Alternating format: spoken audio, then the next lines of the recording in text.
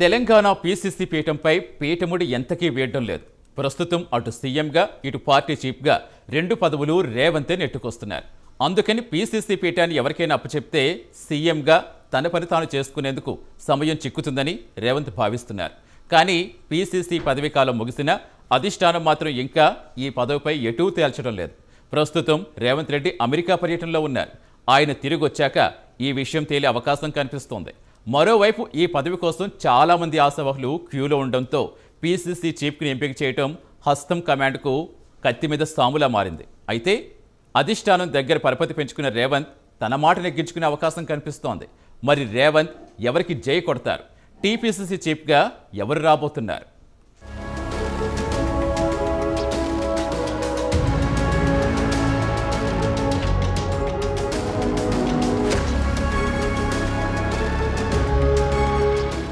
తెలంగాణ కాంగ్రెస్ పార్టీలో ఏ పంచాయతీ తేలడం లేదు. ఏ పదవి ఎవరికి ఇవ్వాలన్నా ఎన్నో పంచాయతీలు తెర ముందుకు వస్తున్నాయి. ఈ కారణంగా ఎవరికి ఎలాంటి పదవులు ఇవ్వలేకపోతున్నారు.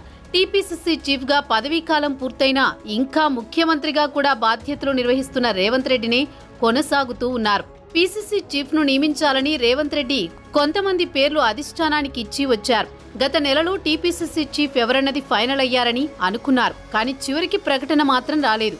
ఇంకా ఆలస్యం చేస్తే పార్టీకి నష్టమన్న అభిప్రాయం వినిపిస్తూ ఉండడంతో ఆశావహులు మళ్లీ ఢిల్లీ ప్రయత్నాలు చేసుకుంటున్నారు.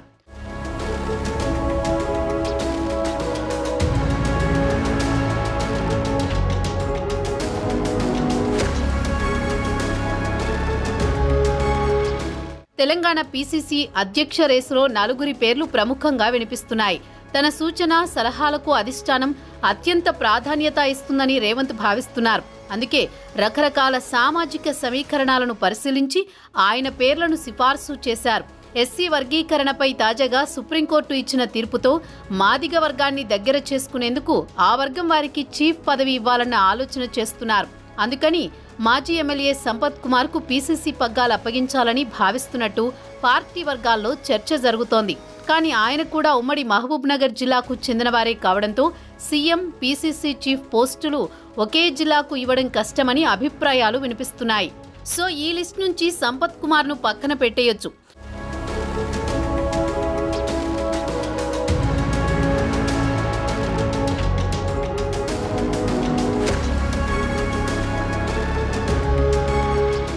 ఇకపోతే పీసీసీ పీఠాన్ని బీసీ సామాజిక వర్గానికి చెందిన నేతలకు అప్పగిస్తే ఎలా ఉంటుందని పార్టీ హైకమాండ్ సంప్రదింపులు జరుపుతోంది. ఆ సామాజిక వర్గం నుంచి TPCC working president Mahesh Kumar Goud, TPCC ప్రచార కమిటీ చైర్మన్ మధుయాష్కి గౌడ్ పేర్లు ప్రముఖంగా వినిపిస్తున్నాయి. రాష్ట్ర ప్రభుత్వం ఏర్పడిన తర్వాత మహేష్ కు ఎమ్మెల్సీ పదవి ఇచ్చింది. ఆయనకు మరో పదవి ఎందుకని కొంతమంది ఇప్పటికే ఫిర్యాదులు చేశారు. అసెంబ్లీ, పార్లమెంటు ఎన్నికలకు ప్రచార కమిటీ చైర్మన్ గా ఉన్న తనకు ఆ పదవి ఇవ్వాలని మధుయాష్కి కోరుతున్నారు. లోక్సభ టికెట్ ఇస్తామని రాహుల్ గాంధీ ఆఫర్ ఇచ్చినా వద్దన్నానని, పీసీసీ చీఫ్ పదవి కోసమేనని ఆయన అంటున్నారు. కానీ ఆయనపై రేవంత్ అంత సుముఖంగా ఉండే అవకాశం లేదని చెబుతున్నారు. గిరిజన నేత ఎంపీ బలరాం నాయక్ పేరును కూడా రేవంత్ రెడ్డి ప్రతిపాదించారు. ఆయన కేంద్ర మంత్రిగా పనిచేశారు. పార్టీకి అత్యంత లాయలిస్ట్ గా పేరుంది. అధిష్టానంతో మంచి సంబంధాలు కూడా ఉన్నాయి. అందుకని ఈ రేసులో ఆయన పేరు కూడా వినిపిస్తోంది. అయితే ఈ ముగ్గురిలో రేవంత్ కు సన్నిహితంగా ఉండే మహేష్ కుమార్ గౌడ్కే ఎక్కువ అవకాశాలున్నాయనే టాక్ వినిపిస్తోంది.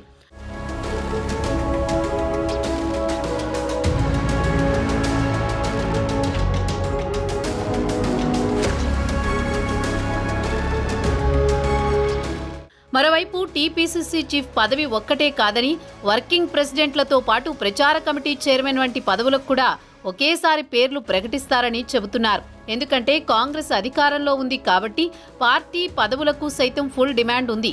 తీవ్రమైన పోటీ ఉన్న కారణంగా కొన్ని పదవులకు కొంతమంది పేర్లు మాత్రమే ప్రకటిస్తే ఇతర నేతలు అసంతృప్తికి గురవుతారు.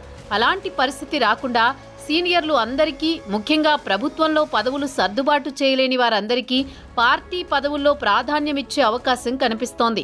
రేవంత్ రెడ్డి అమెరికా పర్యటన నుంచి వచ్చిన తర్వాత మరోసారి ఢిల్లీ పర్యటనకు వెళతారని, అప్పుడు పేర్లు ఫైనల్ చేస్తారని కాంగ్రెస్ వర్గాలంటున్నాయి. ఆగస్టు 20 తర్వాత ఎట్టి పరిస్థితుల్లోనూ టీపీసీసీ చీఫ్ను నియమిస్తారని నమ్మకంతో ఉన్నారు హస్తం నేతలు.